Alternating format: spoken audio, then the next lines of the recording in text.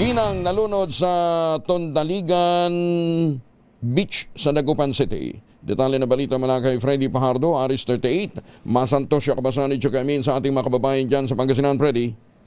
Masantos sa kabusan, Kuyang Angel. Isang babaeng tinatayang may edad na 31 hanggang 35 anyos ang natagpuan ng mga lifeguard matapos itong malunod sa may dalampasigan ng Bunuan Bukid, Dagupan City. Batay sa paon ng investigasyon ng kapulisan, naganap ang insidente sa pagitan ng alas 3 hanggang alas 3:30 ng hapon. At ayon sa mga nakakitang mangingisda, mag-isa umanong ang biktima na naglalakad sa dalampasigan nang biglang tangayin ito ng malaking alon. At agad naman nakaresponde ang lifeguard, CDRMO at PNP para sa rescue operation at umabot ng mga 20 minuto bago nasagip ang biktima at nadala sa ospital, ngunit idiniklarang dead on arrival ng attending physician. Walang nakuhang anumang ID o pagkakakilanlan sa biktima na ngayon nakalagak sa isang purinarya sa syudad at nananawagan ng kapulisan sa mga naghahanap o nawawalan kasamahang babae na tumutugon sa description, makipag-ugnayan lamang sa kanilang himpilan. Mula sa Action Radio Pangasinan, ito si Freddy Pajardo, Aristar Titaguulat para sa DCR Itsuna sa Pilipinas, una sa Pilipinas. Maraming salamat, Freddy.